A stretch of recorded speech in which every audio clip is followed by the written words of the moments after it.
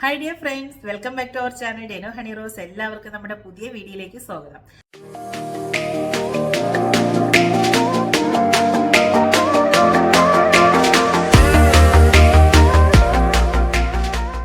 അപ്പോൾ നമ്മുടെ ഇന്നത്തെ വീഡിയോ എന്ന് പറയുന്നത് നിങ്ങൾ എല്ലാവരും റിക്വസ്റ്റ് ചെയ്ത ഹെയർ കളറിങ്ങിന്റെ വീഡിയോ ആണ് നമ്മുടെ ഇന്നത്തെ വീഡിയോ എന്ന് പറയുന്നത്.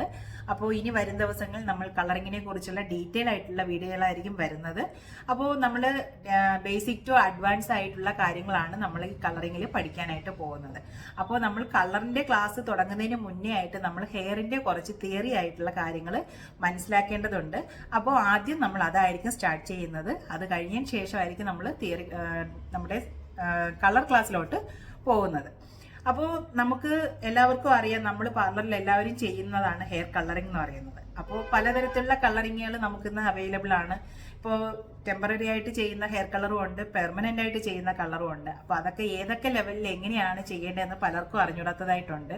പലരും ഹെയർ കളറിംഗ് എന്ന് പറഞ്ഞുകൊണ്ട് ചെയ്യുന്നത് ടെമ്പററി ആയിട്ടുള്ള കളറിലായിരിക്കും ചെയ്തു കൊടുക്കുന്നത്. അപ്പോൾ എന്തായാലും നമുക്ക് ഡീറ്റെയിൽ ആയിട്ട് തന്നെ നമുക്ക് വീഡിയോ കണ്ട് മനസ്സിലാക്കാം. അപ്പോൾ വീഡിയോയിലേക്ക് പോകുന്നതിന് മുന്നേ നമ്മുടെ ചാനൽ ഫസ്റ്റ് ടൈം ആണ് കാണുന്നുണ്ടെങ്കിൽ ചാനൽ ഒന്ന് സബ്സ്ക്രൈബ് ചെയ്യുക. സൈഡിലൊരു ബെൽ ബട്ടൺ ഉണ്ട്, അതുകൂടി ഒന്ന് പ്രസ് ചെയ്യുക. അപ്പോൾ എന്തായാലും നമുക്ക് വീഡിയോയിലേക്ക് പോകാം. അപ്പോൾ എല്ലാവരും ഹെയർ കളറിംഗ് പഠിക്കാനായിട്ട് റെഡി ആണല്ലോ. അപ്പോൾ നമുക്ക് എന്തായാലും സ്റ്റാർട്ട് ചെയ്യാം.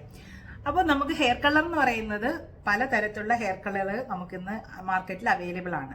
അതായത് പെർമനന്റ് ഹെയർ കളറും ഉണ്ട്, സെമി പെർമനന്റ് ഹെയർ കളറും ഉണ്ട്. അതായത് പ്രൊഫഷണൽ ആയിട്ട് ചെയ്യുന്ന ഹെയർ കളറും അല്ലാതെ ചെയ്യുന്ന ഹെയർ കളറും ഉണ്ട്. അപ്പോൾ ഈ പ്രൊഫഷണൽ ആയിട്ടുള്ള വരുന്ന ഹെയർ കളറാണ് പെർമനന്റ് ഹെയർ കളർ നമ്മൾ പറയുന്നത്. അതേസമയം അല്ലാതെ ചെയ്യുന്ന ഹെയർ കളറാണ് സെമി പെർമനന്റ്. അല്ലാതെ ചെയ്യുന്ന ഹെയർ കളർ എന്ന് പറയുമ്പോൾ അതിൽ പെടുന്നതാണ് ഹെന്ന, അതുപോലെ തന്നെ ഡൈ, ഇങ്ങനെ വരുന്ന കാര്യങ്ങളെല്ലാം ആ ഒരു ഇനത്തിൽ പെടുന്നതാണ്. അപ്പൊ നമുക്ക് അത് കൂടുതലായിട്ട് അറിയുന്നതിന് മുന്നേ നമുക്ക് അതിന്റെ കുറച്ച് ഡീറ്റെയിൽ ആയിട്ടുള്ള കാര്യങ്ങൾ മനസ്സിലാക്കാം.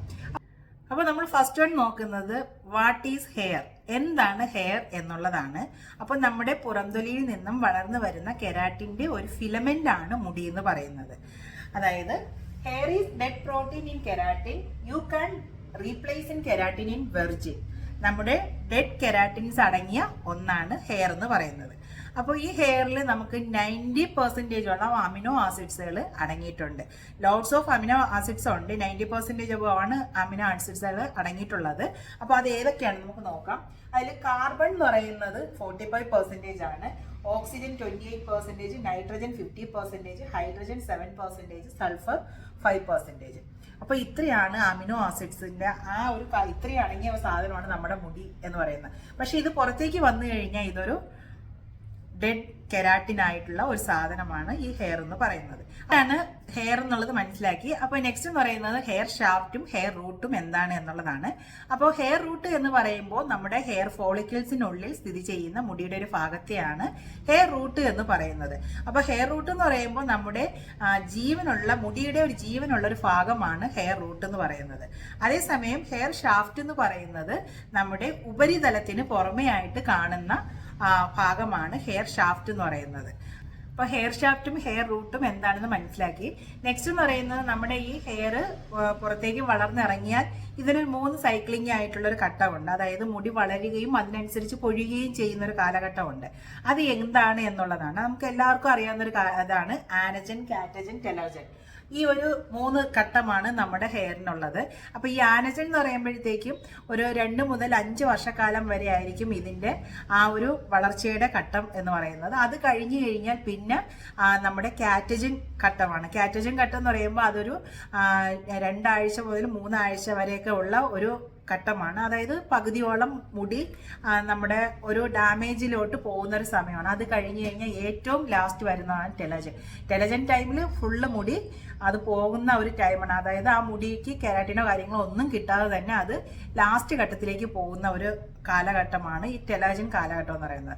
അപ്പോഴേക്കും നമ്മുടെ ഹെയർ പിന്നെയും അതുപോലെ തന്നെ ഹെയർ ബൾബിൽ നിന്ന് നമ്മുടെ ഹെയർ പിന്നെയും ന്യൂ ഹെയർ ഗ്രോത്തുകൾ നമുക്ക് വളർന്നുകൊണ്ടിരിക്കുന്നു, പിന്നെയും ഇതുപോലെ പൊഴിഞ്ഞുകൊണ്ടിരിക്കുന്നു. ഇതാണ് നമ്മുടെ ഹെയർ സൈക്ലിങ്ങിന്റെ രീതി എന്ന് പറയുന്നത്. അപ്പോൾ ഇനി നെക്സ്റ്റ് ക്ലാസ്സിൽ നമ്മുടെ ഹെയറിൻ്റെ സ്ട്രക്ചറിനെ കുറിച്ചും ബാക്കിയുള്ള കാര്യങ്ങളായിരിക്കും ഡീറ്റെയിൽ ആയിട്ട് പഠിക്കുന്നത്. ഇന്നിപ്പോൾ ചെറിയൊരു രീതിയിലാണ് നമ്മുടെ ക്ലാസ് സ്റ്റാർട്ട് ചെയ്ത് വെച്ചത്. അപ്പോൾ ഇന്നത്തെ ഈ ഒരു ക്ലാസ് എല്ലാവർക്കും ഉപകാരപ്പെട്ടെങ്കിൽ കമൻറ്റ് ചെയ്യുക, നിങ്ങളുടെ ഡൗട്ട് കാര്യങ്ങളെല്ലാം ക്ലിയർ ആയിട്ട് ചോദിക്കുക. അപ്പോൾ എന്തായാലും ഇന്നത്തെ വീഡിയോ ഇഷ്ടമായെങ്കിൽ ഒന്ന് ലൈക്ക് ചെയ്യുക, സപ്പോർട്ട് ചെയ്യുക. നമുക്ക് നല്ലൊരു വീഡിയോ ആയിട്ട് അടുത്ത ദിവസം കാണാം. അതുവരേക്കും ഓക്കെ, ബൈ, സീ യു.